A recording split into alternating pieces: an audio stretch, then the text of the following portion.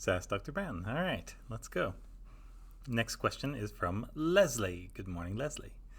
Let's see. We have grandparents who are anxious to travel by plane to see us, to see their new grandson, and his name is Ben. Yeah, names are weird, aren't they?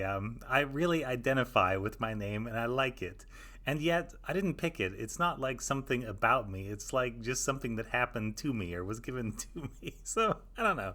Yeah, worked out okay. But, yeah. Anyway, great name. Yeah. When I say great name, that's where it's coming from. I have no idea where. Let's see. We have a couple of questions to help us figure out what we are comfortable with. Okay, good. I like that you're trying to plan this out. Yeah, there are ways to do pretty much everything on the face of the earth. It's just that sometimes, the bar is so high that it's just not worth it. But yeah, all right, let's figure this out. So, how long between exposure to the virus before you will get a positive test? So, this one is difficult to be certain of because the exposure event is an invisible thing, and we always have to try and go back and say, oh, what were you doing 4 days ago, 5 days ago, 6 days ago? Maybe that's the thing. It is tricky to get right. So know that there is uncertainty in the numbers that I will give you. The earliest people test positive seems to be right around, there are reports that people may have tested positive after 2 or 3 days. It's more common to be around 5, and pretty much everybody is tested positive that's going to eventually test positive by 7 days after exposure, I would say. That's a good ballpark. There may be 1 or 2 that don't test positive till 10 days, but that's probably a false negative test. Where they didn't get the little corkscrew far enough up into your brain, yeah, to get some of that virus back. So, yeah. If you're going to do that, if you're going to have them come out and stay somewhere for a week, which is fine, yeah, that's actually pretty safe, like a little mini quarantine, yeah. And then test on the 7th day, and don't do anything, crazy in those 7 days. You might want to look at what the backlog of testing is like where you are.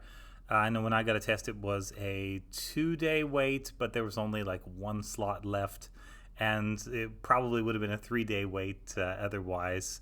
So just check at each of the pharmacies or wherever it's being done around you, little healthcare places. But then, yeah, and so I'm just saying you may have to book it on day 4 to get it on day 7. And then it's probably going to be like 2 days after the test before you get the results, although sometimes it's a bit more. But if there's a new baby involved, and I'm guessing that the parents or parents-in-law here are maybe going to be very accommodating and very chill and nice, and that's great. That's a wonderful thing to have. Yeah, that's the most safe way to do that. Given the precautions put in place by the airlines, mask wearing, no middle seat, etc., what's the level of risk with flying now?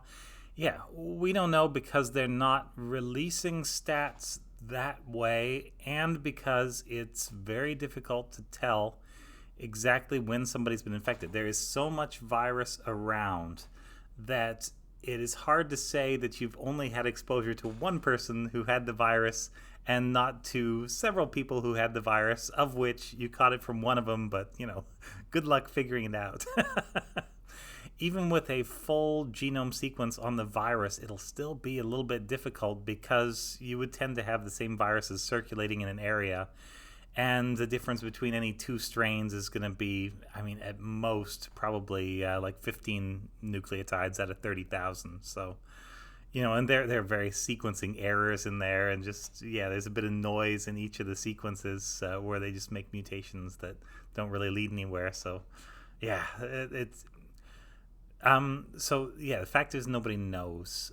I think you are in a fairly small room with not great ventilation that has a lot of people in it. And the more people on the flight, I think the higher the risk. I would say it's still a fairly high risk activity, but the numbers are not there that I've seen. I think people have tried to model this but I don't know that they are using real numbers or able to use real numbers, because I don't think I don't think there have been any. Sorry, my computer was going to sleep, which tells me I've gone on too long with this answer. So anyway, that's where we are. Thanks for all you do. I'm sorry if it's been answered already. I couldn't find them when searching the videos. No, I don't think I've done that one exactly. And whatever. A lot of times people ask the same question, but the answer has changed because we have more science to fill in. And so it's actually not a bad thing. Either way, if you got a question that needs an answer and the question's about virology, then yeah, all right. I'm here. Thanks very much. This is Ask Dr. Ben.